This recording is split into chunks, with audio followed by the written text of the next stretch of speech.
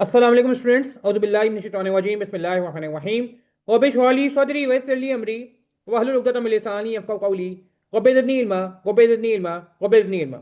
अच्छा जी, MSc 2 का workshop शुरू किया जा रहा है। Thanks to Kasa for collaboration of this workshop. December 2025 very important attempt. हम विंटर 2025 अटेम्प्ट के लिए बैठे हैं जी। चंद ही दिनों बाद हमारा पेपर है, सही है, जो कि आखिरी पेपर होगा MSc 2 की तारीख का। ठीक है जी। MSc 2 की हिस्ट्री 2016 में ये पेपर पहली बार आया था और अब 2025 में इसका अलविदाई पेपर, आखिरी पेपर होने जा रहा है।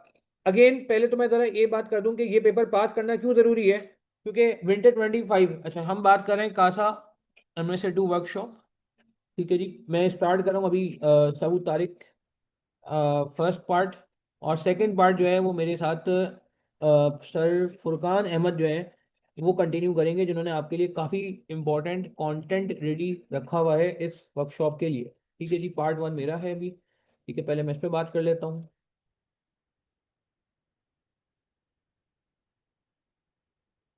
And second part will be by sir Furqan. ठीक है जी। अच्छा, अच्छा जी, पहले तो ज़रा ये बात बहुत इंपॉर्टेंट है कि जी ये आखिरी अटेम्प्ट है, तो इस वजह से हमारे लिए ये पेपर में बहुत इंपॉर्टेंट होगा। ठीक है। और बिल्कुल ये यही बात करनी है कबीर के अभी हम कैसे लेके चलें, ये इंपॉर्टेंट है। मैं एजेंडा भी लिख रहा हूँ यहाँ पे, सही है। तो अभी जो मेरा फर्स्ट पार्ट है, ज़्यादा बड़ा पार्ट नहीं है ये, ठीक है, पौने घंटे 1 घंटे का पार्ट है ऑलमोस्ट। उसमें हमारे पास एजेंडा क्या क्या है, उसमें हमारा एजेंडा ये है कि हम पहले तो ये डिस्कस कर लें कि रिविजन टिप्स, अब हमारे पास तरीका क्या है। अच्छा जी, 1 मिनट, ये क्या हुआ है जी। अच्छा, स्क्रीन सबके पास आ रही है, मेरी नहीं बिल्कुल आ रही है। अच्छा, तो मैं क्या कह रहा था, रिवीजन टिप्स। ठीक है। नंबर 2, उसके बाद हम कुछ एग्जामिनर कमेंट से बात करेंगे जो कि बहुत इंपॉर्टेंट होंगी कि एग्जामिनर हमसे क्या चाहता है। ठीक है, एग्जामिनर कमेंट्स के साथ ही मैं आपको एग्जाम टिप्स भी दूंगा। ठीक है जी। और कुछ कुछ कह सकते हैं कि हमारी important topics limited BFD area से रिलेटेड, BFD और PM एरिया से रिलेटेड कौन सी चीज़ें ज़्यादा इंपॉर्टेंट हैं, इस पे मैं आखिर में बात कर लूँगा। ठीक है। अच्छा, पहले तो ज़रा मैं ये बात करूँगा, वैसे तो हमारा ये सेशन जो है नॉर्मली 2-3 वीक्स पहले होता था पेपर से, मगर अब ये है कि इस बार थोड़ा सा हमारा ये है कि लेट हो गया। ठीक है जी। तो लास्ट वीक अनफॉर्चुनेटली हम नहीं रख सके सेशन को, वरना लास्ट वीक हम रख लेते। खैर, तो बहरहाल अभी मैं ये समझता हूँ कि देखें MSc 2 के लिए आपके पास बेसिक बेसिक क्या बातें होनी चाहिए। मैं एज्यूम कर रहा हूँ क्योंकि अब हम आखिर में आ गए हैं, तो आपके पास जो SPM का एरिया है वो सारा आपने रिवाइज कर लिया। ठीक है, रिवीजन हो चुका है इसका सारा। ठीक है, BFD के एरिया का रिवीजन हो चुका है। आप, मैं बात करूंगा कि इसकी इंपॉर्टेंस क्या है। इसके अलावा आपका जो है ना, क्या कहते हैं, टैक्सेशन का एरिया निमट गया। ठीक है जी। COCG एंड एथिक्स का एरिया भी आपने कंप्लीट कर लिया है। ठीक है, ये एक मैं एज्यूम कर रहा हूँ। और अगर किसी का कुछ भी इसमें से एरिया नहीं हुआ है तो वो उसको कवर कर ले। तो नंबर 1 ग्रैंड जो सबसे पहली चीज़ आती है वो आती है जी, revision of all the concepts. अच्छा, अब ये बात बड़ी सिंपल है जी, मगर इस पे 90% बच्चे अमल नहीं करते। आप में से कितने लोग ऐसे हैं, मुझे चैट में बताएं, यस और नो में, जिन्होंने ये सारा रिवीजन कंप्लीट कर लिया है। हम पेपर के बहुत करीब है ना, क्योंकि मुझे अभी एक इंपॉर्टेंट बात करनी है जो पिछले डे में लोगों को प्रॉब्लम हुई। यस और नो में जवाब दें, पार्टिसिपेट करें जिन लोगों को कहते हैं कि जी ये 4 बातें ये सब रिवाइज हुआ है मेरा, रिवीजन का मसला नहीं है। और कोई ने नहीं किया तो वो नो कर दे। कबीर, क्या रह गया तुम्हारा? ठीक है, मारूफ कह रहे हैं हो गया इनका कंप्लीट, शाजिला कह रहे हैं हो गया है, सुल्तान नासिर कह रहे हैं पूरा रहता है, पूरा रहता है। अल्लाह अल्लाह अल्लाह, तुम तो केस स्टडी की तैयारी कर रहे हो लड़के। हाँ, अच्छा चलो करते हैं। नहीं, अभी मैं सिर्फ कॉन्सेप्ट की बात कर रहा हूँ, प्रैक्टिस की बात नहीं कर रहा। MSc 1 भी साथ है, ठीक है, गुड। BFD एरिया रिमेनिंग है। अब ये देखें, ये मैं बता रहा हूँ आपको। अब प्रॉब्लम क्या आता है, लास्ट अटेम्प्ट में एक प्रॉब्लम हुआ कि लोगों ने BFD SPM एरिया तो कर लिया। इसको मैं ग्रीन करता हूँ, ग्रीन मीन्स ओके था, ओके की रिपोर्ट थी। SPM एरिया लोगों का काफ़ी अच्छे हद तक जो है ना रिवीजन हुआ था, क्योंकि उसका वेटेज भी ज़्यादा है। मगर प्रॉब्लम आया BFD एरिया में। वो बता सकते हैं लास्ट अटेम्प्ट में कौन से 2 टॉपिक ऐसे आए थे BFD एरिया में जिसमें लोगों को प्रॉब्लम हुई? ये मैं एग्जामिनर कमेंट नहीं बताऊंगा आपको, अभी एग्जामिनर कमेंट बराबर में लिखे हुए हैं। हाँ कौन से टॉपिक थे? वेरी गुड, एक एपीवी आया था और एक लीज ऑफ बॉय आया था, बिल्कुल बिल्कुल। अच्छा अब मैं आपको एक ईमानदारी की बात बताऊं, देखें अब मैं ये बात इसलिए कर रहा हूं क्योंकि देखो अगर आप पूरा एमएसए 2 बेहतरीन लेवल पे प्रिपेयर करके जाते हो, आपके हिसाब से बेहतरीन तैयारी है, बट अगर आप ये एरिया रिवाइज नहीं करके जाते हो ना, तो मेरे नजदीक आपकी तैयारी बहुत अधूरी है और आपको बहुत बड़ा लॉस हो सकता है पेपर में, अनफॉर्चुनेटली, जो कि लास्ट अटेम्प्ट में लोगों को हुआ। जो लोग बीएफडी पढ़ चुके हैं, सब बीएफडी पास करके ही है ना, उनको पता है एपीवी बीएफडी का कोई मेन टॉपिक नहीं है। क्या एपीवी बीएफडी में हर अटेम्प्ट में आता है? नहीं। क्या हर दूसरी अटेम्प्ट में आता है, यानी कि 50% चांस है आने का? नहीं। क्या हर तीसरी अटेम्प्ट में आता है? नहीं। कभी भी आ जाता है। बीएफडी में एपीवी के आने के chances, if I am not wrong, शायद 20% भी नहीं होते। 20% समझते हैं हर 5 अटेम्प्ट बाद। ये चलो 25, 20 से 25 कह लें, यानी कि ये बीएफडी के टॉपिक्स का इंपॉर्टेंट टॉपिक नहीं है। हाँ, बहुत इंपॉर्टेंट टॉपिक नहीं है, एग्री करेंगे इस बात से। जो मैं एक बैकग्राउंड बनाना चाह रहा हूँ आपको, एग्जामिनर ने ना एक आपकी दुखती रख पे हाथ रख लिया था पिछले अटेम्प्ट में, जिसकी वजह से पासिंग परसेंटेज गिरा भी है, मैं भी बात भी करूंगा इस पर। तो पहले तो मैं ये बात करना चाहूंगा कि यार देखो, एपीवी जैसा टॉपिक जो कि बीएफडी में, हाँ मैं मानता हूँ मर्जर इक्वेशन बीएफडी में हर बार आता है, ठीक है, तो वो तो एमएसए 2 के लिए लोग रिवाइज करते ही हैं। इन्वेस्टमेंट अप्रेजल हर बार आता है बीएफडी में, वो भी लोग एमएसए 2 में रिवाइज कर लेते हैं। वैक बीएफडी में हर बार आता है, लोग एमएसए 2 में उसको रिवाइज कर लेते हैं, ठीक है। फॉरेक्स बीएफडी में हर बार आता है, लोग एमएसए 2 में उसको रिवाइज करके जाते हैं। मगर मगर मगर बहुत सारे टॉपिक ऐसे हैं जो आप एमएसए 2 में देखते हो कि यार पता नहीं आए नहीं आए, बीएफडी में भी कम आता था, छोड़ देते हैं। एक और एग्जांपल देता हूं मैं, लीज और बोरो, लीज और बाय। लीज और बाय मुझे बता दें, ये बीएफडी का फ्रीक्वेंट टॉपिक है या रिमोट टॉपिक है? रिमोट मीन्स कभी कभार आता है, फ्रीक्वेंट मीन्स बहुत बार आता है। क्या लगता है आपको? चैट के थ्रू बताएं, जब ने बीएफडी पास किया है, सबने बीएफडी पढ़ा हुआ है। हाँ क्या लगता है? देखिए पार्टिसिपेट करें आप लोग यार, देखें ये आप लोग अपने आप से बात कर रहे हैं, ये मैं आपके अंदर से निकलवा रहा हूं। जब तक आपका सबकॉन्शियस माइंड ये बातें एक्सेप्ट नहीं करेगा, आप पेपर में जाएंगे एक अधूरी तैयारी के साथ, जो कि मैं नहीं जानता, जो कि मैं नहीं चाहता। इस बार आखिरी अटेम्प्ट है, सबका पास होना है इस बार इंशाल्लाह। रिमोट टॉपिक है, बिल्कुल सही है, रिमोट टॉपिक है, बिल्कुल सही है, बाकी लोग पार्टिसिपेट करेंगे, रिमोट टॉपिक है। अब रिमोट का मतलब ये है कि यार इसके आने के चांसेस 10% भी नहीं होते, बीएफडी के पेपर में इसके आने के चांसेस 10% नहीं होते, मगर आपने नोट किया ये लास्ट अटेम्प्ट में एमएसए 2 में आ गया। अच्छा, क्या ये पास्ट में एमएसए 2 में आया हुआ है? मजे की बात, ये अल्हम्दुलिल्लाह, अल्लाह का शुक्र। अच्छा ये एपीवी, एक और जो लोगों ने मुझसे क्लासेस ली हुई एमएसए 2 की, उनको पता है 2019 में ही एमएसए 2 में आ चुका है। मैं अपने सेशन में ही कवर करा चुका हूँ, बहुत ही अच्छा क्वालिटी सवाल आया था, बल्कि वो ज्यादा बड़ा सवाल आया था, ये सवाल थोड़ा छोटा है। कोई है हम में से जिसने हमारी क्लासेस ली हो, मेरा एरिया लिया हो? हाँ, मैं सिर्फ समझाने के लिए, कोई एफिशिएंसी नहीं जा रहा, मैं सिर्फ समझाने के लिए कि मैंने 2019 का एक सवाल अपने नॉर्मल सेशन में, आज नहीं मैं हर साल कराता हूँ पिछले 3-4 सालों से, जो हमारा क्या कहते हैं एमएसए 2 का बैच होता है, उसमें आपको ये नजर आता है। तो 2019 का मैं ये सवाल ऑलरेडी करा चुका हूँ। अच्छा, इसी तरह लीज और बोरो भी ना, अल्लाह का शुक्र है हमारे लेक्चर्स में कवर्ड था। ये आईसीडब्ल्यू के भी कुछ मैंने सवाल कराए हुए थे, आईसीडब्ल्यू के जो मैं एमएसए 2 के लिए कराता था वहां भी है, और ये आपके पास आईकैप में भी आ चुका है। अब कहने का मतलब क्या है, मैं आपको ये, हाँ बिल्कुल, फॉरेन एनपीवी था वो ज्यादा मुश्किल था, ये तो सिंपल एनपीवी था, एपीवी था सॉरी, ठीक है ना। तो कहने का मतलब क्या है भाई, खुदारा ये बात सर फुरकान कहते कहते थक गए लास्ट अटेम्प्ट में।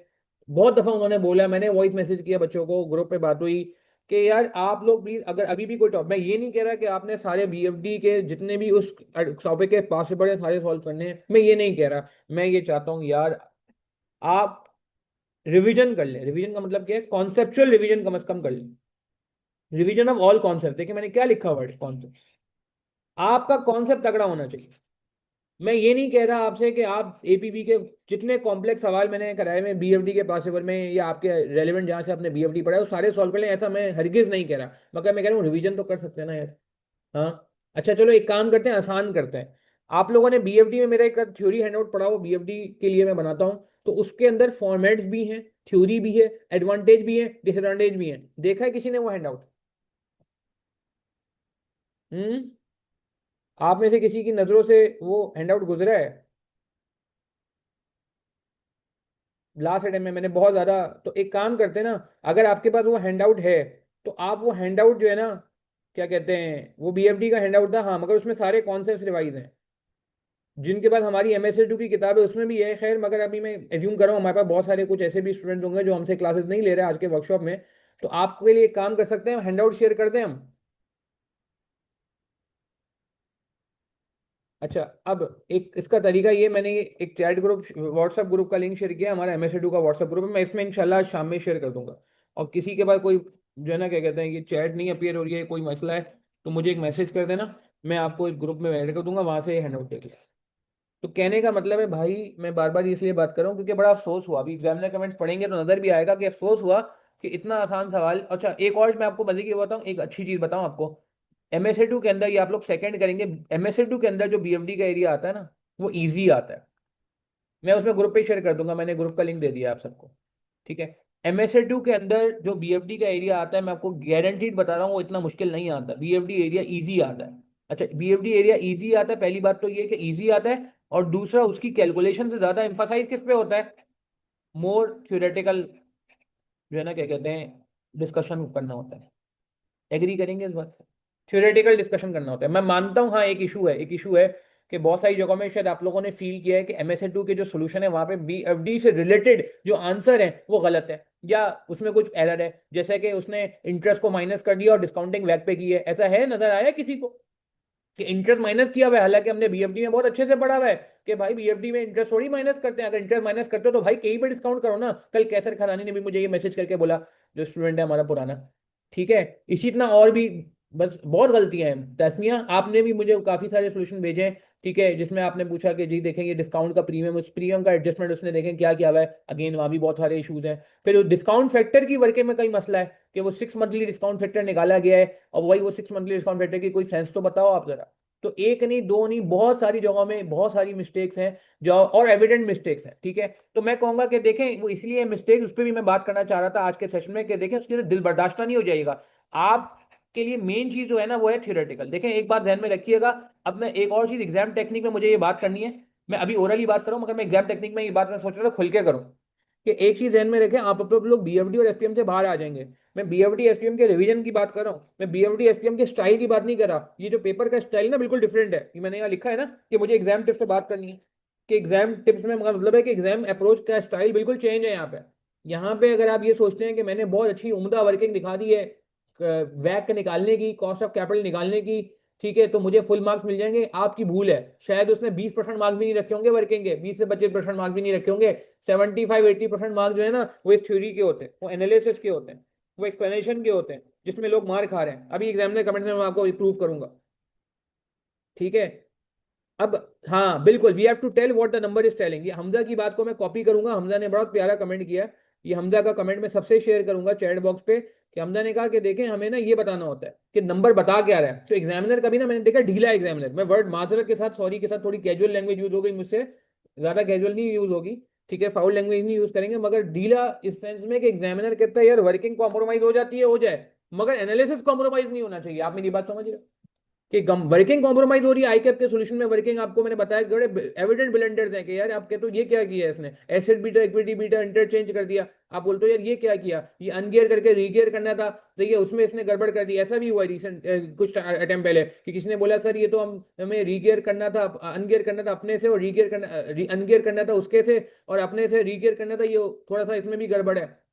इस तरह की चीजें काफी आपको नजर आएंगी, मगर आपने टेंशन बिल्कुल भी नहीं लेनी है, क्योंकि आपका जो मुद्दा है, आपका जो टारगेट है, आपका जो थीम है वो थ्योरेटिकल है। अच्छा, थ्योरेटिकल पे मैं एक चीज और क्लियर कर दूं, ये मुझे आगे क्या कहते हैं, मैं परफॉर्मेंस मेजरमेंट पे भी बात करूंगा कि थ्योरी बड़ी स्ट्रांग होनी चाहिए। थ्योरी का मतलब ये नहीं है कि आप रटे लगा के चलिए कि एडवांटेज क्या है, डिसएडवांटेज क्या है, लिमिटेशंस क्या है, सही है, ये रटे नहीं चाहिए। एप्लीकेशन बेस्ड थ्योरी की बात हो रही है, जिसके लिए मैं आपको आपके कुछ चीजें भी डिस्कस कर लूंगा। अच्छा, आगे बढ़ते हैं। तो एक तो मैं ये कहना चाह रहा हूँ यार, BFD का हर एरिया, अब मैं आपको छोटा सा एक पेपर, एक एग्जांपल, एसिड रिप्लेसमेंट डिसीजन का नाम सुना है आपने? आपको पता है ये एसिड रिप्लेसमेंट डिसीजन भी आपके MSA2 में टेस्ट हो चुका है, पता है आपको ये बात? ये ICW में भी टेस्ट हो चुका है, पता है ये बात आपको? ICW में इसलिए कह रहा हूँ क्योंकि वो बिल्कुल सिमिलर पेपर है, ठीक है ना, ट्विन पेपर है एक तरह से, ठीक है। इसी तरह कैपिटल राशनिंग, अगेन आपके सामने एक टॉपिक होता है, अगेन वो आपको पता है कि यार वो दोनों में मतलब इधर भी है, और ICW में भी टेस्ट हो चुका है। आप क्यों इसमें जो है ना क्या कहते हैं, वो फॉरेन इन्वेस्टमेंट रिजल्ट तो वैसे ही बहुत सारा आता है यार, ठीक है। रिस्क एंड अनसर्टेनिटी बिल्कुल टेस्ट हो सकता है, प्रोबेबिलिटी वाला जो एरिया होता है, रिस्क एंड अनसर्टेनिटी। अब आप रिस्क एंड अनसर्टेनिटी को देखें, ये BFD में इतना नहीं आता, आपको पता है ये बात? BFD में भी विंटर 2024 में आई गेस क्वेश्चन नंबर 1 में इसका थोड़ा सा एलिमेंट आ गया था। अच्छा, एक और मजे की बात बताऊं, ये बच्चे, मैं आपको बताऊं, ये बच्चों को ये भी इस अटेम्प्ट में ऐसा हुआ कि APV का जो टॉपिक है वो BFD में भी आ गया और MSA2 में भी आ गया, ये बहुत कम इत्तेफाक होता है। मगर कहने का मतलब क्या है कि यार देखें, you can't take any risk. एक टॉपिक होता है, आपने नाम सुना है एमएम थ्योरी वाला, कैपिटल स्ट्रक्चर थ्योरीज। कितने लोगों को कैपिटल स्ट्रक्चर थ्योरीज का टॉपिक रिवाइज है? हाँ भाई, कैपिटल स्ट्रक्चर थ्योरीज का टॉपिक रिवाइज है सबको? मुझे कंफर्म करो चैट के थ्रू, यस और no. MM traditional, MM with tax, MM without tax. हाँ, किसमें वो पहले वैग गिरता है फिर वैग बढ़ता है, कुछ में वैग हमेशा गिरता है, कुछ में वैग कुछ नहीं होता है। ये टॉपिक क्लियर है ना भाई? ओपन बुक है। एमएससी2 में बहुत अच्छी एडवांस बात है कि यार आप ले जा सकते हो, मगर बहुत अच्छी बात है, बहुत सारे लोग कह रहे हैं यस, मगर कुछ लोग नो भी कह रहे हैं। अब देखो, capital structure theory, MM theory जो है ये रिवाइज होनी चाहिए। अब उसने अगर बोल दिया एमएम थ्योरी के हिसाब से काम करना है, फिर क्या होगा? अब हम वहाँ पे क्या करते फिरोगे? बुक खोलोगे, बुक इतना टाइम नहीं है, थोड़ा थोड़ा क्लियर है बट प्रॉपरली रिवाइज नहीं किया, इसको रिवाइज कर लें अच्छे से। सोर्स ऑफ फाइनेंस तो आपको पता है, तो जान है, एमएससी2 में हर दूसरे तीसरे उसमें आ जाता है। पोर्टफोलियो थ्योरी में कह सकता हूँ वाहिद टॉपिक है जो शायद एमएससी2 के और आईसीडब्ल्यू में इतना नजर नहीं आया। पोर्टफोलियो थ्योरी वाहिद टॉपिक है। अगेन उसको ऊपर ऊपर से देख सकते हो तो देख लो, ऊपर ऊपर से देख सकते हो। अच्छा, मजे की बात, ये एपीवी के बारे में ना एक मजाक भी हो गया छोटा सा। पिछली अटेम्प्ट में पेपर से 2 या 3 दिन पहले किसी ने मुझसे ग्रुप पे पूछा कि सर क्या एपीवी एमएससी2 में आ सकता है? मेरे पास स्क्रीनशॉट अभी अवेलेबल नहीं है। उसने मुझे एमएससी2 के पेपर के लिए पूछा, एमएससी2 के पेपर से 2-3 दिन पहले या 4-5 दिन पहले पूछा था किसी ने हमारे रजिस्टर्ड व्हाट्सएप ग्रुप में।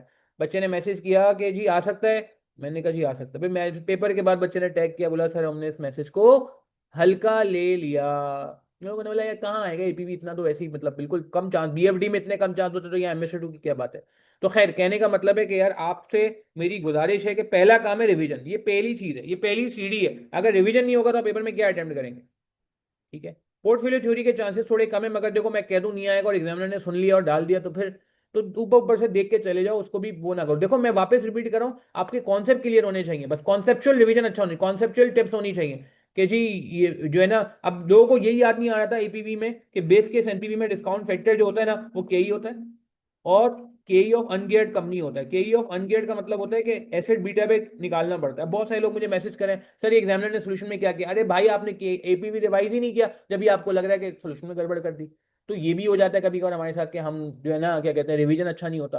तो खैर जो भी है चले, अल्लाह जो भी बेहतर करे। अब आखिरी अटेम्प्ट पेपर निकालने, जो हुआ पिछले अटेम्प्ट में वो हुआ। अच्छा आगे बढ़ते हैं। नेक्स्ट, एक तो ये बात कर ली आपने, रिवीजन करना है। दूसरी बात बड़ी इंपॉर्टेंट वो ये थी कि यार जब आप रिवीजन कर ले, एसपीएम में भी हर चीज का रिवीजन करिएगा, कोई भी एरिया छोड़ के नहीं जाएगा।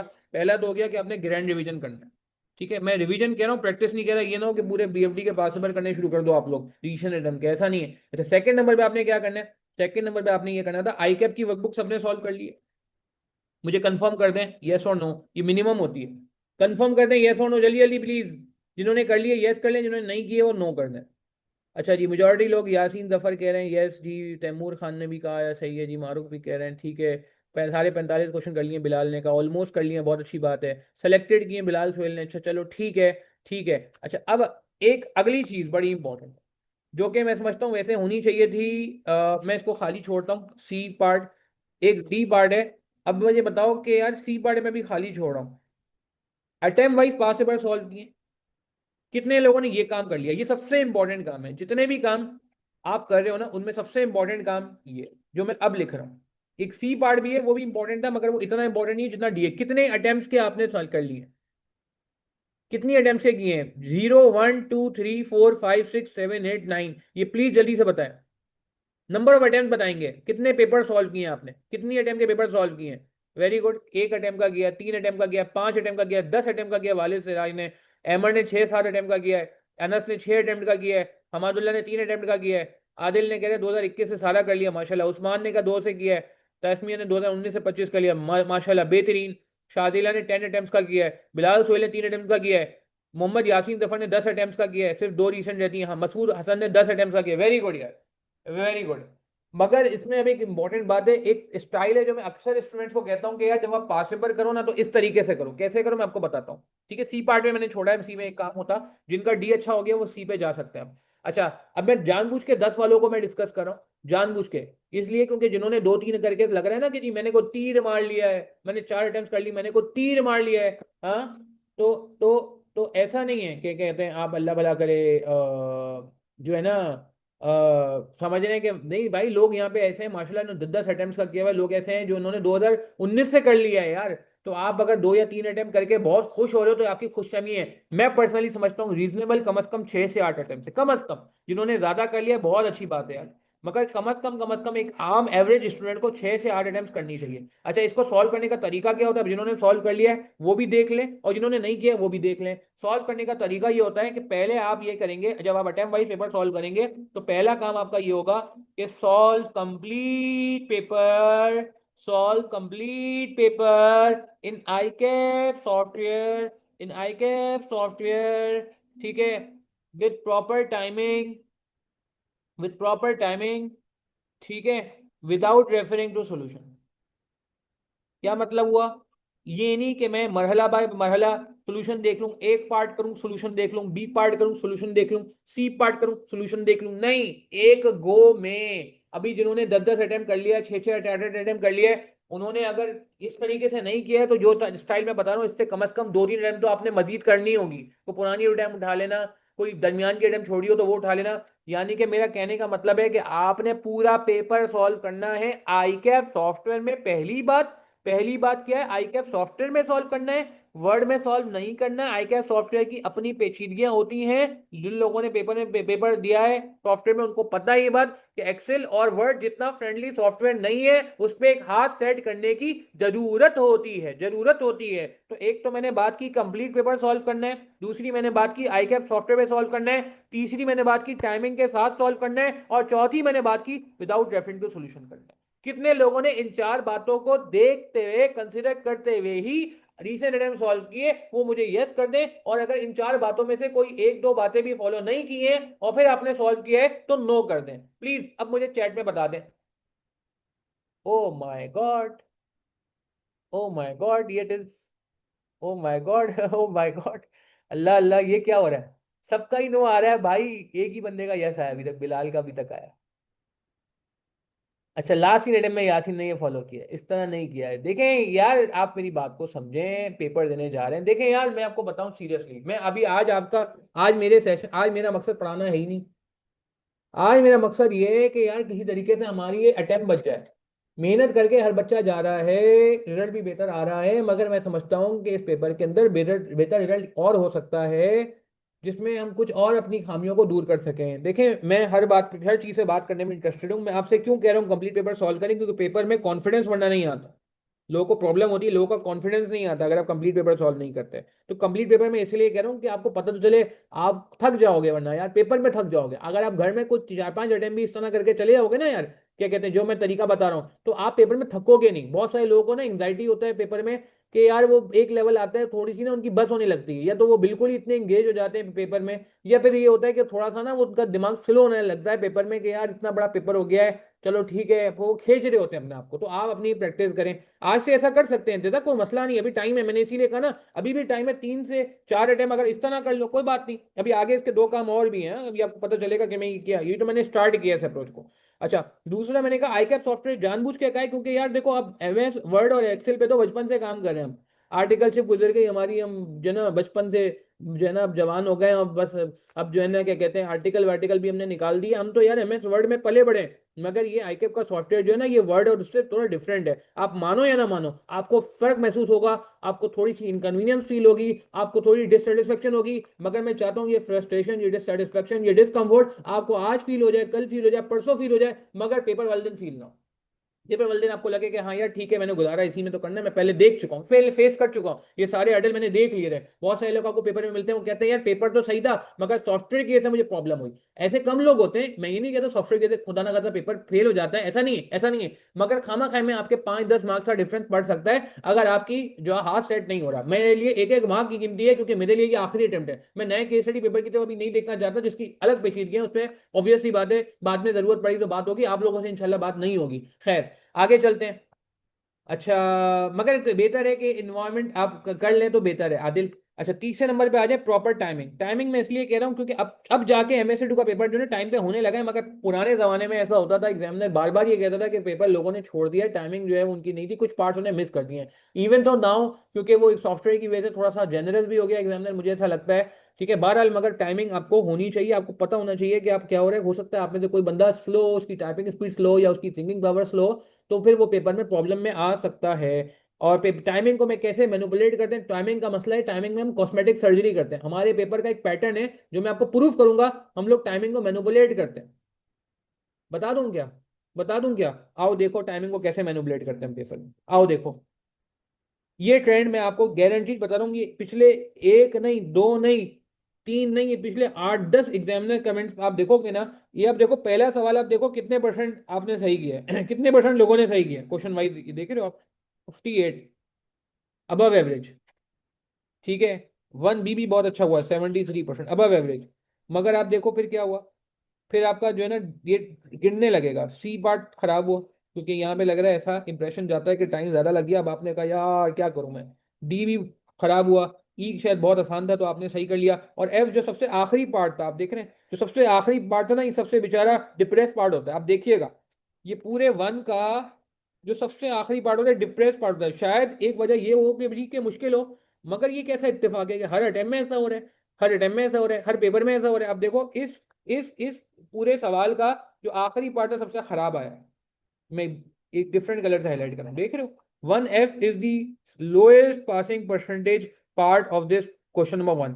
अच्छा, क्वेश्चन 2 में भी ऐसा ही है। आपने स्टार्ट किया था बहुत अच्छे से, मगर जब आपने एंड किया, आप देखें कितने पे एंड किया। आप मेरा पॉइंट समझ रहे हैं मैं क्या कहना चाह रहा हूँ? देखें, इनडायरेक्टली सबकॉन्शियस माइंड, एक होता है सबकॉन्शियस माइंड आपका, वहां पे फिर ये होता है यार बस टाइम खत्म हो रहा है, निकालो यार, बस छोड़ो, आगे बढ़ो यार, बस बहुत हो गया इस सवाल में टाइम लगा दिया, अब अगले सवाल पे चलो। ऐसा होता है नहीं होता? ईमानदारी से बताएं, कहीं ये फीलिंग आती है आपको पेपर में कि यार इस सवाल में बहुत लग गया टाइम, अब यार नेक्स्ट पे चलो यार, देखो देखा जाएगा, छोड़ो जो होना था हो गया, अभी अगले पे चलते हैं। ट्रेंड तो यही बता रहा है।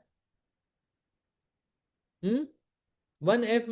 अच्छा, समझ नहीं आया, देखो हो सकता है, मगर बहुत सारी जगहों में ऐसा भी होता है कि मैं समझना भी नहीं चाहता, मैं अटेम्प्ट ही नहीं करना चाहता, मैंने कहा यार अभी छोड़ दो बस, जो मिलने थे मार्क्स मिल गए, आगे बढ़ो आगे बढ़ो। देखो वो भी बात सही है कि 1F, मैं ये नहीं कह रहा कि आसान था, मगर मैं ये भी कहूंगा कि यार ये भी एक फीलिंग आती है कि मैं उस पर मेहनत भी नहीं करना चाहता, क्योंकि मुझे लगता है कि यार ऑलरेडी मैंने इतना टाइम लगा दिया, अब मैं अपना एनर्जी बचाऊं, अपना टाइम बचाऊं और अगले सवाल पे चले जाऊं, जो कि गलत अप्रोच नहीं है, मगर समझाने के लिए बता रहा हूं।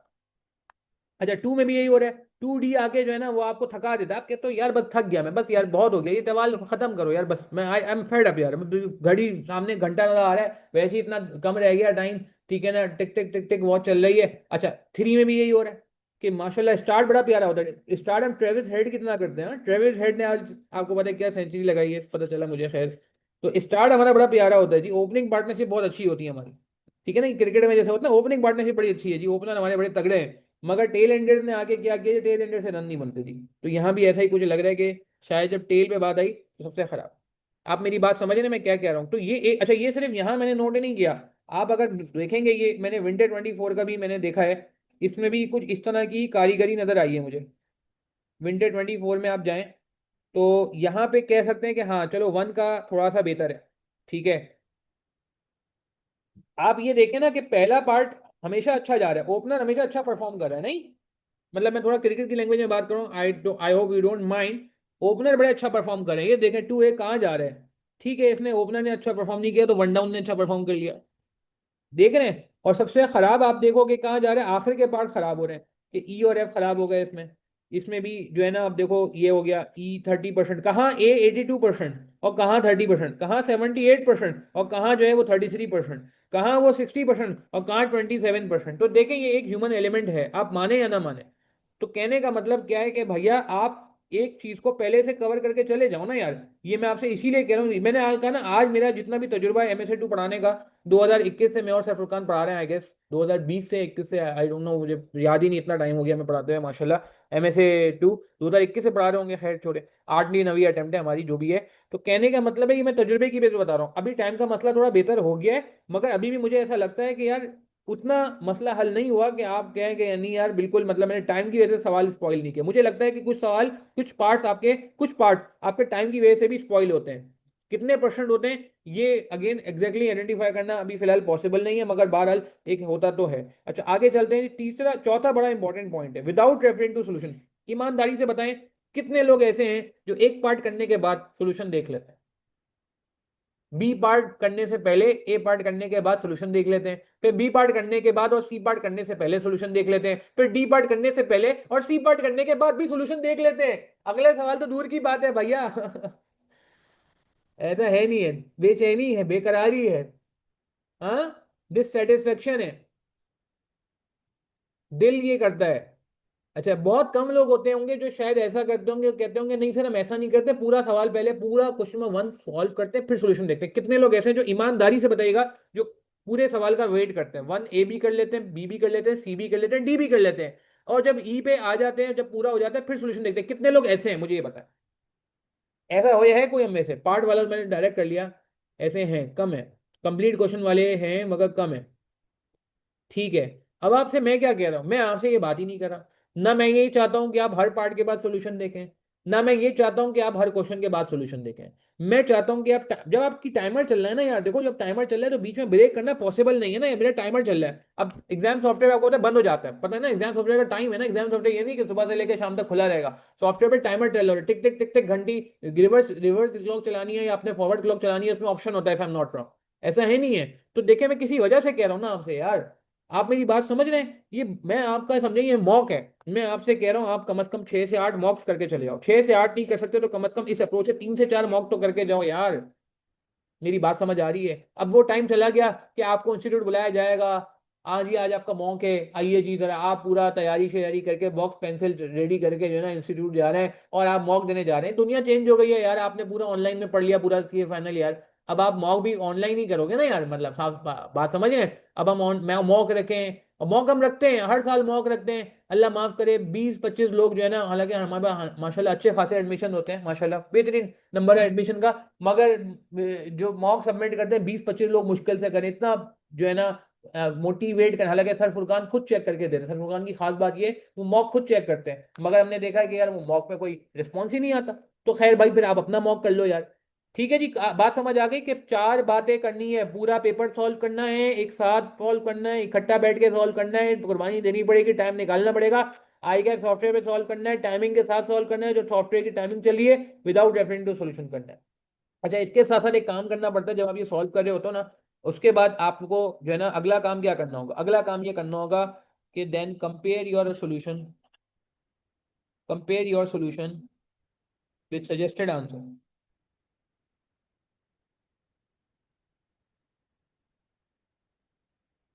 ठीक है। और फिर इसके बाद क्या करें, राइट डाउन योर मिस्टेक्स, बल्कि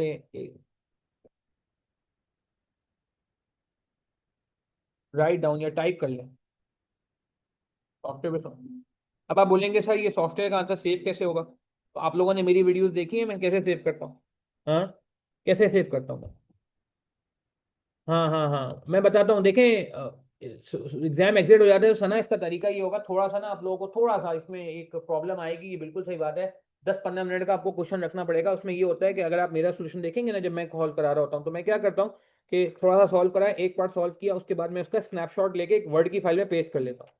वैसे तो पूरा सॉफ्टवेयर भी अब मैंने सुना है कंट्रोल पी से भी, और मैंने सुना है कंट्रोल S से भी सेव हो जाता है। आई डोंट नो आप लोगों ने चेक किया नहीं किया। कंट्रोल P और कंट्रोल S से मैंने सुना है, मैंने ये अप्रोच ज़्यादा यूज़ नहीं किए, मगर अभी रिसेंटली कुछ स्टूडेंट से मैंने BFD के बात की थी, तो उनका ये कहना था कंट्रोल P से भी हो रहा है, और कंट्रोल S से तो खैर मैंने एक आध दफ़ा देखा भी था। किसी ने यूज़ किया control S control P save करने के लिए सॉफ्टवेयर का आंसर आप में से? तो माशाल्लाह काफ़ी सारे लोग लाइव में आए हुए हैं यार। बहुत कम लोगों को ये बात पता है, मुझे लग रहा है ऐसा, खैर। हाँ, बहुत सारे लोगों को नहीं पता, मुझे भी नहीं पता थी ये बात, मेरे स्टूडेंट ने मुझे कम्युनिकेट किया, खैर। और दूसरा तरीका क्या है जो मैंने तरीका यूज़ किया, यूनिवर्सल सदाबहार तरीका, वो ये कि आप स्नैपशॉट लें। आप स्नैपशॉट लें अपने सॉल्यूशन का, जो वर्ड वाला जो ऊपर वाला विंडो होता है ना, जो जो असल एग्जामिनर के पास जाता है, ये वाला विंडो, मैं उस पर नहीं बात कर रहा, एक्सेल वाला नहीं, एक्सेल वाला एग्जामिनर पे नहीं जाता। स्नैपशॉट लें, स्नैपशॉट लेके पेस्ट कर दें वर्ड की फाइल में, पेड करने वर्ड की फाइल में। ये आप काम करना है, थोड़ा सा काम आपका बढ़ेगा, 5-7 मिनट आप इसके लिए क्वेश्चन रख लें। और फिर जब आपका पेपर एंड हो रहा होगा तो वो आपका सॉफ्टवेयर जब बंद होगा तो आपके पास ऑलरेडी स्नैपशॉट्स होंगे। क्लियर है ये सना, आपको ये बात समझ आ गई कि आपने थोड़ा थोड़ा करके स्नैपशॉट लेना है, प्रिंट स्क्रीन करके उसको वर्ड में पेस्ट करते जाएं। स्नैपशॉट अनवांटेड एरिया उसमें से हटा दें, जो लेफ्ट हैंड राइट पे ऊपर टॉप बॉटम पे होता है। ठीक है, ये आपको इसमें मेरा वीडियोस मिल जाएगा, वरना मैं अपने BFD के रिसेंट सॉल्यूशन काफी अटेम्प्ट्स के मैंने शेयर किए हुए, आई कैप सॉफ्टवेयर को कैसे यूज करना है स्पेशली वर्किंग के लिए, तो उससे आपको एक आइडिया हो जाएगा वहाँ पे। वो मैं ग्रुप पे शेयर कर दूंगा, जिस ग्रुप का मैंने लिंक शेयर किया था आप लोगों को। अगर आप कहते हो तो मैं वो लिंक जो है वापस भी शेयर कर दूंगा, अगर कोई लोग बाद में ज्वाइन किया किसी ने, तो वो उस ग्रुप में देख लीजिएगा। वो मैं वो भी शेयर कर दूंगा जो मैंने आपसे प्रॉमिस किया, थ्योरी का हैंडआउट। ठीक है। और मैं जो है वो ये भी शेयर कर दूंगा। ठीक है, ये मैंने ग्रुप का लिंक भी सबसे शेयर कर दिया एक बार फिर। अच्छा, आगे बढ़ते हैं अब जरा।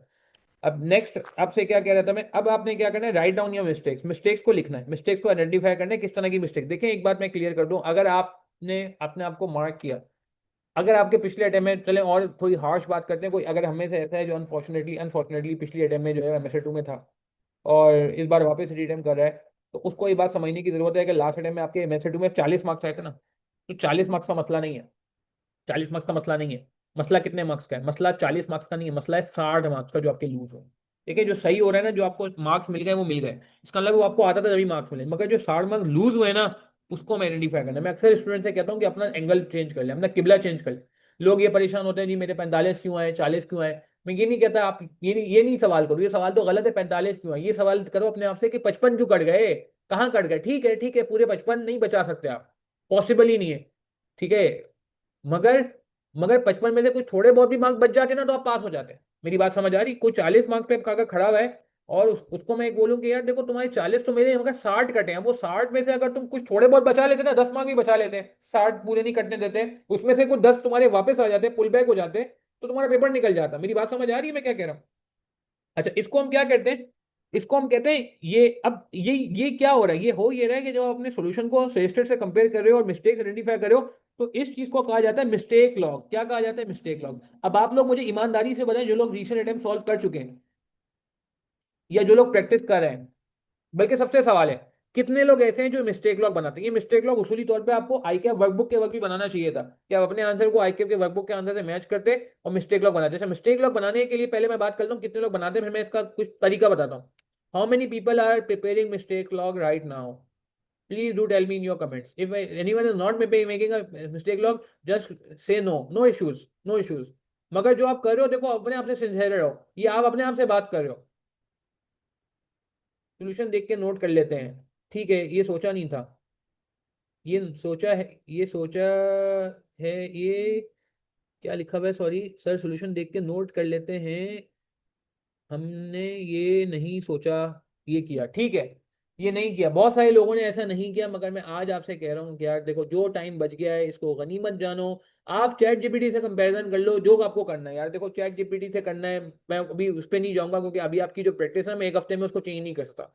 मैं अब ये चाहता हूँ कि आप लोग अब आज से जितना काम करो ना, या जो भी काम करो, देखो पास जो हुआ मैं ना उसको चेंज करूँ ना आप चेंज कर सकते हैं। अब हमारे पास अटेम्प्ट से लेके पहले 8-10 दिन है, अब हम इन्हीं में खेल सकते हैं ना यार, हमारे पास और कोई चांस नहीं है। तो बस मैं ये चाहूंगा कि अब आज से मिस्टेक लॉग बना लो, आज से तो बना सकते हो ना, आप समझ पे दो ना मैं क्या चाह रहा हूँ। मैं ये चाह रहा हूँ कि आपके आंसर में 10 पॉइंट से, जिसमें से 6 सही थे और 4 गलत थे, तो जो 6 सही थे वो टिक होने चाहिए, जो 4 गलत थे वो क्रॉस होने चाहिए। और जो आईकैप ने या जिसने भी, जो भी अगर आप आईकैप का पास पेपर कर रहे हो, तो वहां से जो 4 उनके रेलिवेंट पॉइंट थे वो आप नोट कर लें।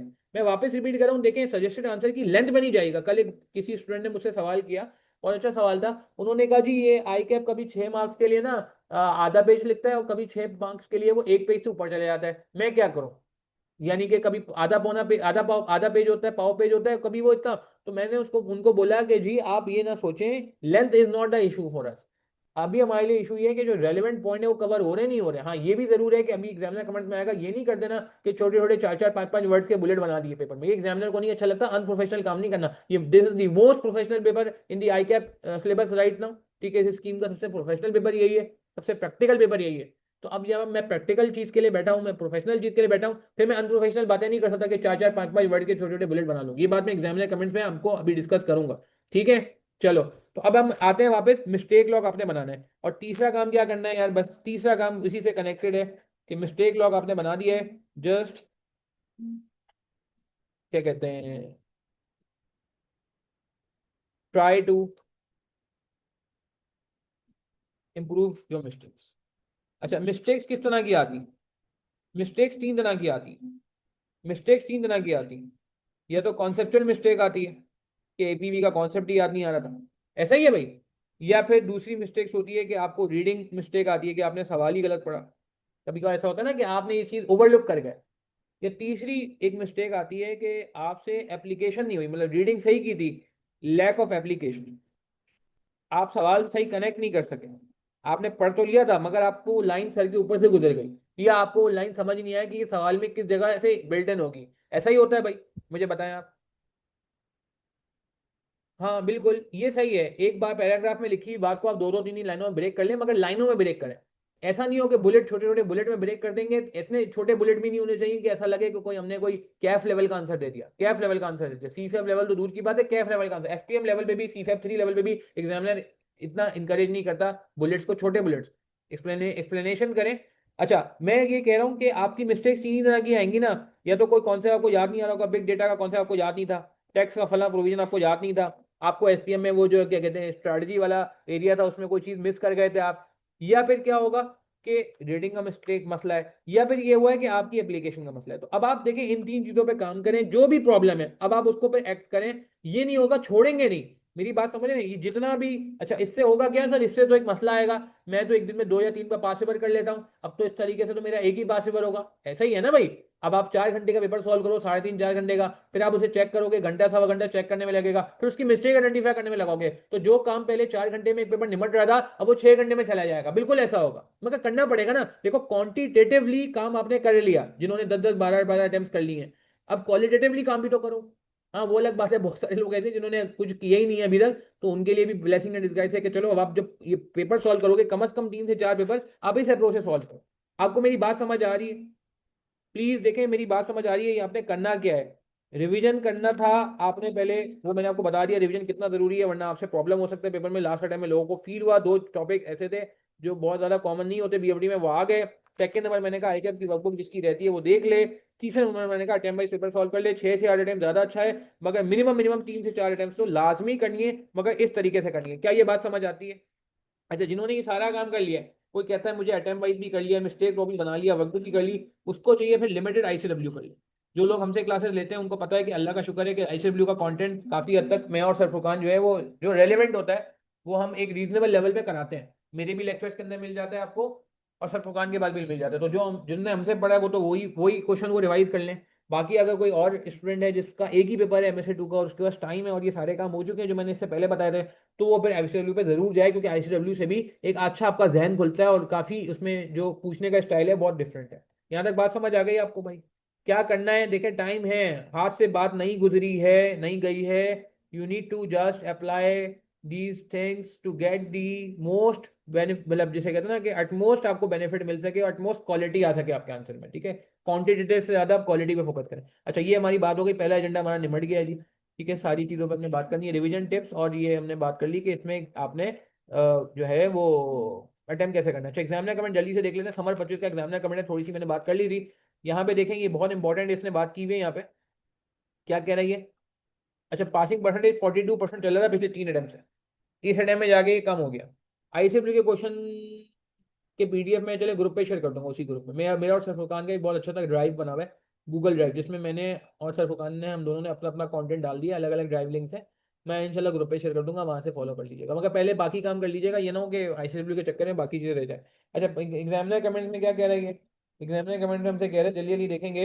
ये माइनर टिप हुआ है, ठीक है जी, 39% हो गया 42 से, पहले 42 चल रहा था काफी काफी अटेम्प्ट से। की चैलेंजेस जो हैं वो क्या हुए, अब ये देखें, अ की चैलेंज दैट कंटिन्यूज, क्या मतलब है कि ये मसला पहले भी था और अभी भी चलता आ रहा है। की challenge that continues to surface is the inability of many candidates to articulate their answer effectively।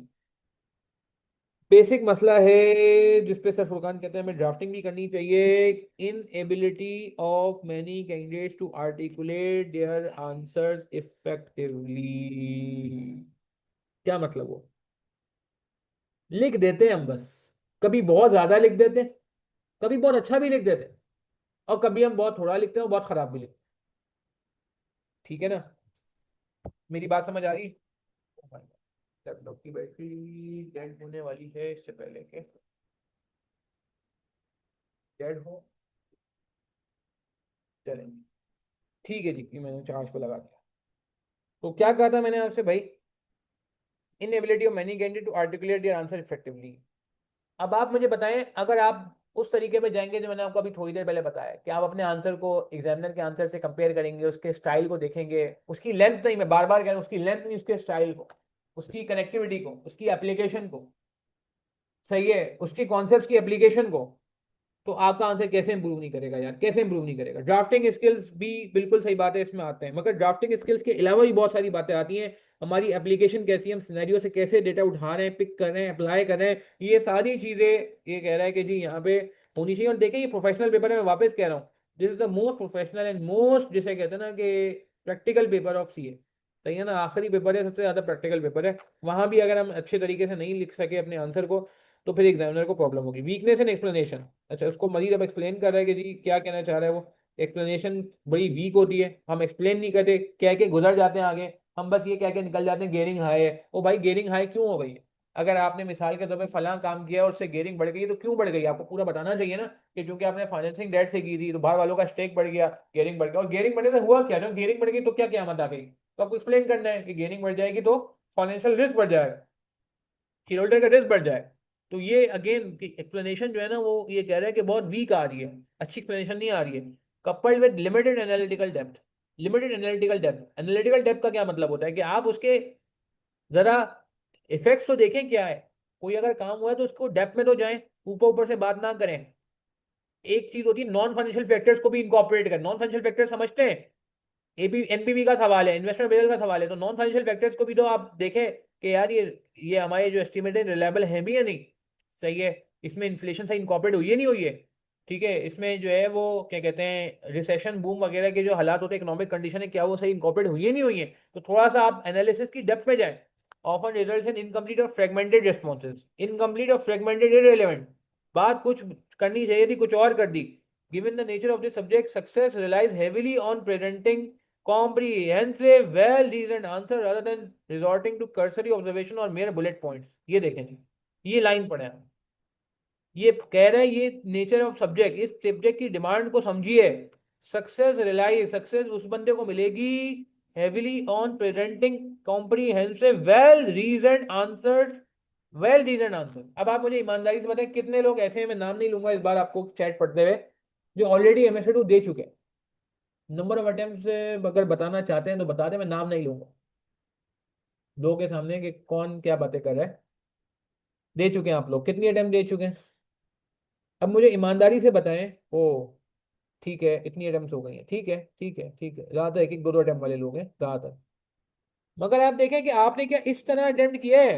वो कह रहे हैं कि comprehensive well reason answers, well reason answers, analytical depth के साथ, विदाउट, जिन्हें कहते हैं ना विद एनालिटिकल डेप्थ। नहीं किया तो आपको ये करना पड़ेगा।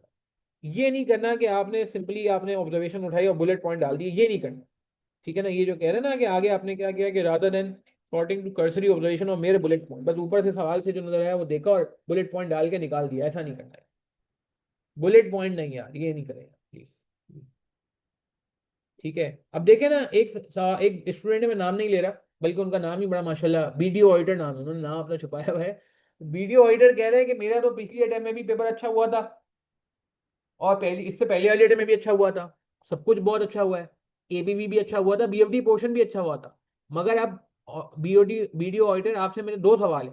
पहला सवाल ये है कि क्या आपको लगता है कि आप एक्सप्लेन अच्छा करते हैं? अपने आप से पूछें, क्या आपके आंसर वेल रीजनड होते हैं? यस और नो, पहले तो मुझे ये बताएं।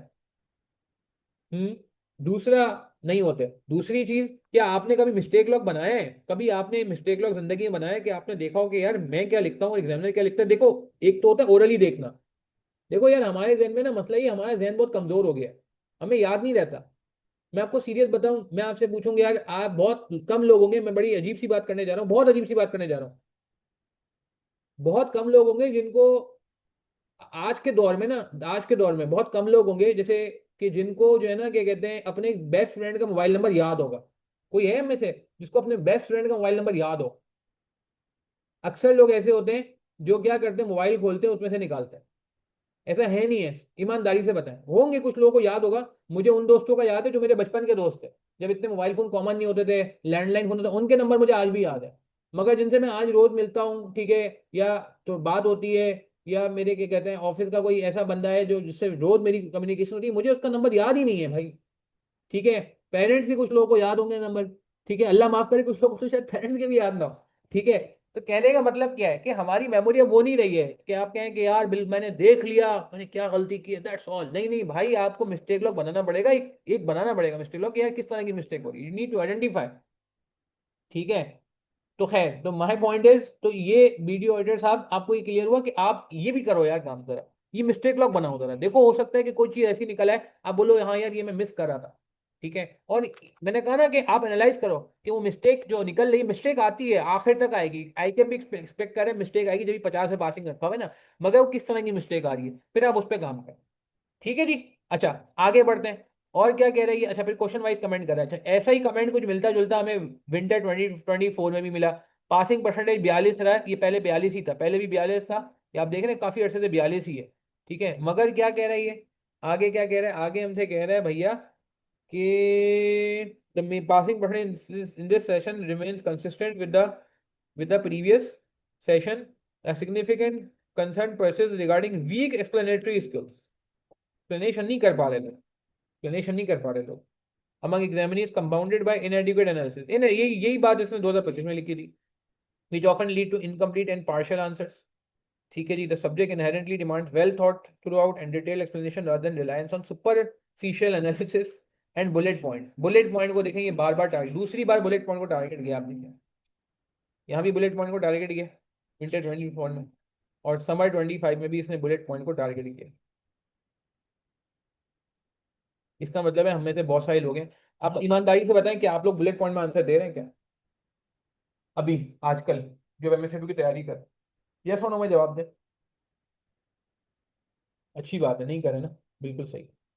और जो लोग कर रहे हैं वो यार फिर देख लें थोड़ा सा ना, एग्जाम में कोई एक्सप्लेनेशन चाहिए, ये नहीं कि बच्चों वाले एसपीएम लेवल के कैफ लेवल के आंसर नहीं चाहिए।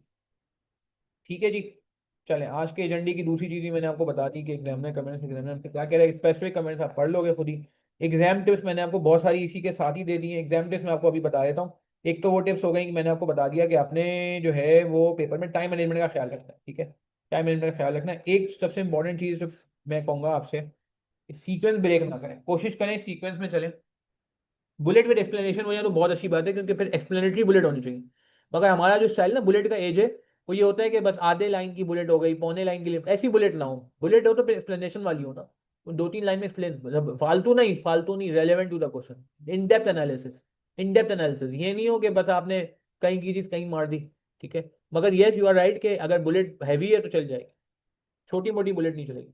तो एग्जाम टिप्स में मैं छोटी सी बात बस करके, सर फुरकान का बस एरिया जो है बनना है, सर फुरकान ने ज्वाइन कर लिया होगा मेरे ख्याल से। बस 5 मिनट में ख़त्म करते हैं अपने एरिया को। एक तो ये कि क्वेश्चन वन से स्टार्ट करें, उसकी वजह ये क्वेश्चन वन सबसे हैवी क्वेश्चन होता है, आपकी ज़्यादातर एनर्जी इसी में लगनी चाहिए, तो स्टार्ट विद क्वेश्चन वन। मैं बीएफडी में कहता था कि जो आसान लगे उससे स्टार्ट करो, मगर एमएसडब्ल्यू में मैं कहता हूँ कि स्टार्ट विद क्वेश्चन। ठीक है ना, क्योंकि यार उस वक्त आपकी जो एनर्जी है ना वो बहुत अच्छे लेवल पे होती है, और आपकी एनर्जी मैक्सिमम उस पर लगनी चाहिए जिसके ज़्यादा मार्क्स है।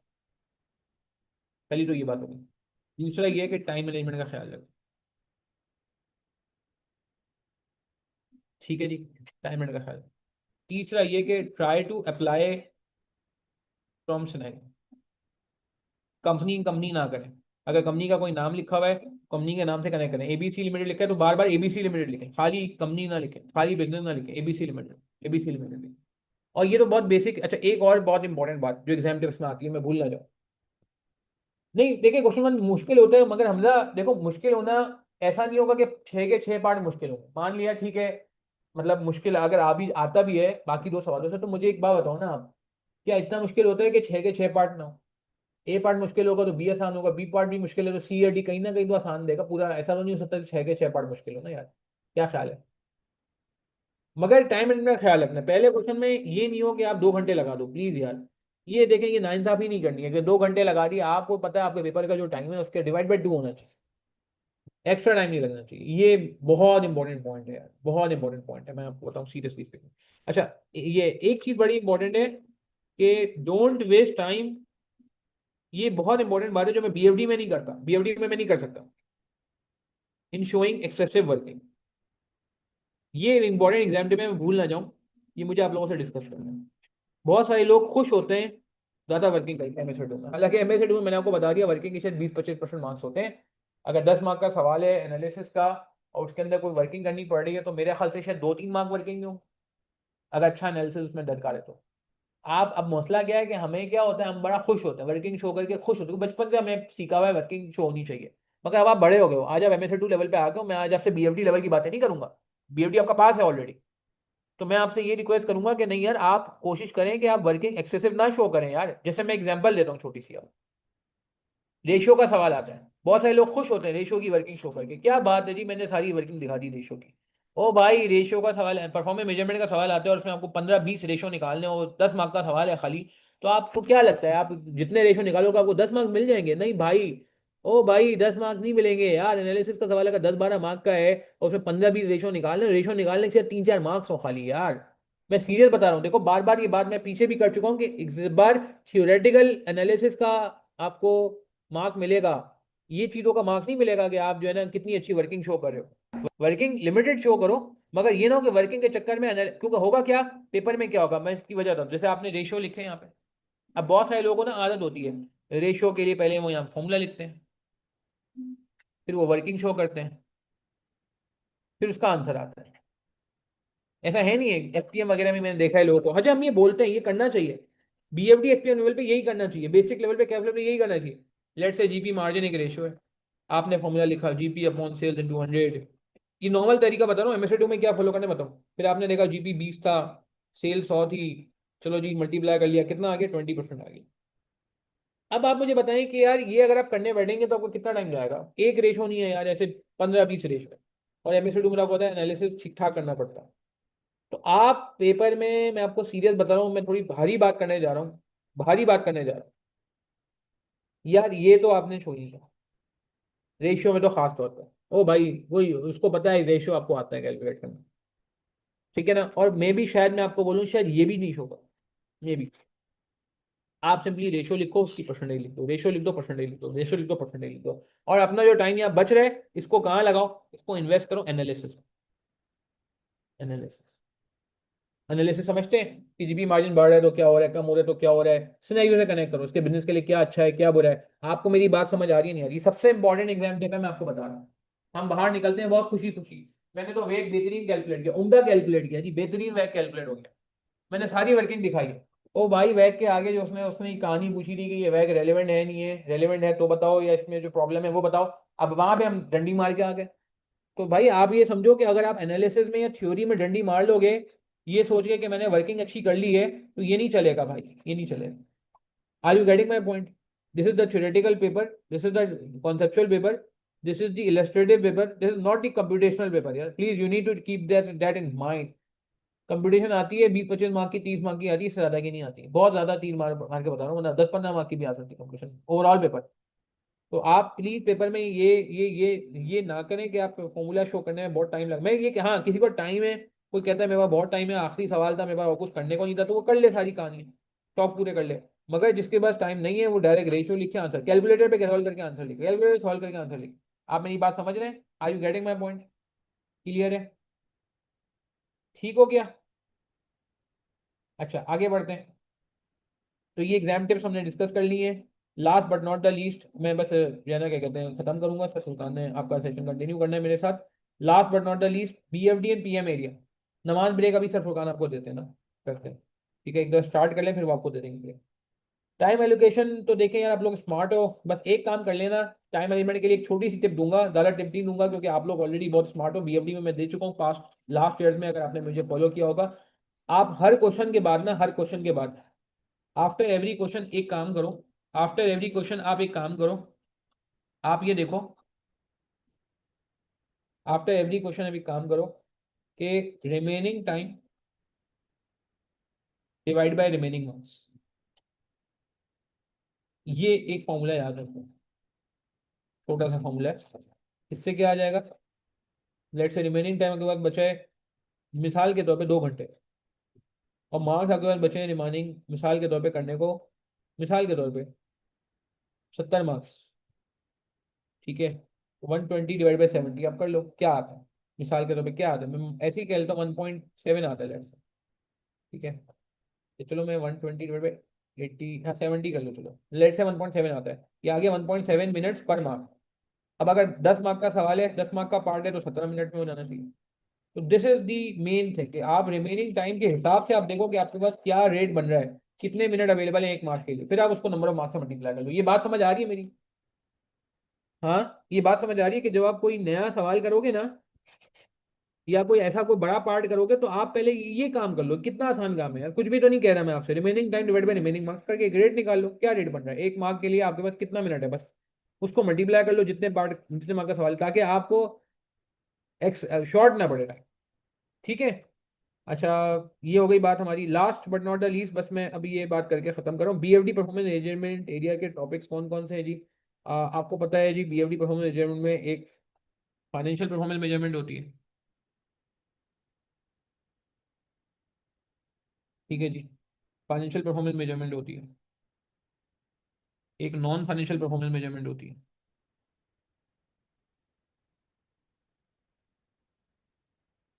और क्या होता है इसके अलावा? बीएफडी का एरिया आ जाता है। बीएफडी एरिया में देखें, हर चीज़ इंपॉर्टेंट है, हर चीज़ इंपॉर्टेंट है। ठीक है, मगर फिर भी मैं कुछ हाईलाइट कर रहा हूँ। Source of finance, business valuation, merger take over. Sorry, थोड़ा सा जल्दी जल्दी लिख रहा हूँ इसलिए राइटिंग खराब हो रही है आज, ज़्यादा खराब हो रही है। वैसे तो अच्छी नहीं है राइटिंग मेरी, मगर आज ज़्यादा खराब हो रही है। फॉरेक्स, ठीक है, वैक यानी कि cost of capital, investment appraisal obviously, सब टॉपिक भी आ जाते हैं इसमें। सेंसिटिविटी एनालिसिस,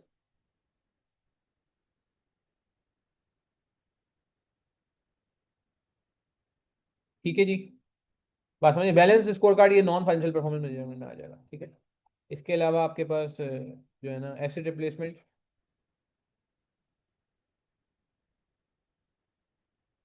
ठीक है, लीज और बोरो, कैपिटल राशनिंग,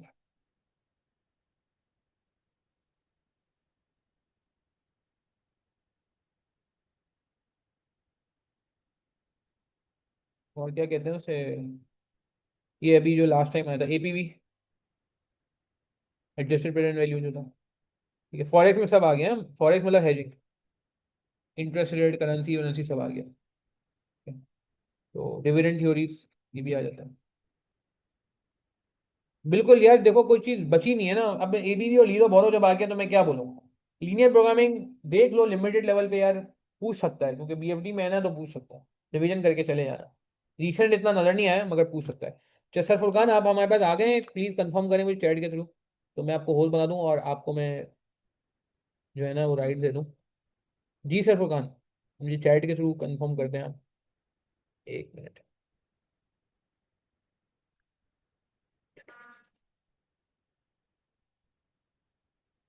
यहाँ पे किसी का कोई सवाल है मुझसे पूछ ले।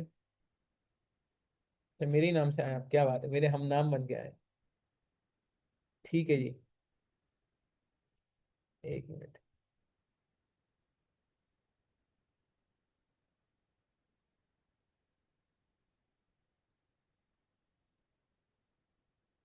फिर चेक करें आपके पास आप अनम्यूट हो गए।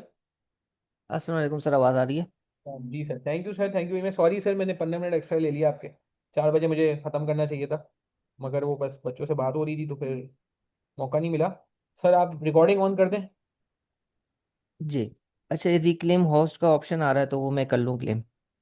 आप रिक्लेम को होस्ट कर लें, बिल्कुल ऐसा ही है। और अपनी स्क्रीन भी शेयर कर लें। मैं अपनी स्क्रीन स्क्रीन हटा दूँ, आपने स्क्रीन खोल ली है अपनी? जी, 1 मिनट में स्क्रीन ओपन करने लगा ना। भाई सर दुकान का एरिया छोड़ना नहीं है सर। कॉमन मिस्टेक से बात करेंगे, बेस्ड ऑन जो बच्चों के सर आंसर चेक करते हैं उसकी बेस पे क्या मिस्टेक्स आती हैं, और एग्जाम टेस्ट में भी सर मजीद बात करेंगे। जी सर, मैं बंद करूँ, स्टॉप कर दूँ? जी सर। जी, अब स्क्रीन स्टॉप कर दें। ठीक है सर, आप शेयर करें।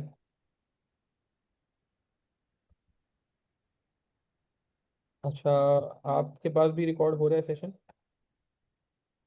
मैं रिकॉर्डिंग स्टार्ट कर लेता हूँ। रिकॉर्डिंग। ठीक है, ठीक है, मैं रिकॉर्डिंग स्टार्ट कर लूँगा सर। अभी कर लें आप अच्छा। मेरे साथ, ताकि ये हो कि आपकी रिकॉर्डिंग जब शुरू हो जाए तो मेरी एंड हो जाए ना। जी जी। चले मैं फिर एंड करता हूँ। Thank you very much students for joining. I hope आपको अच्छा लगा होगा सेशन।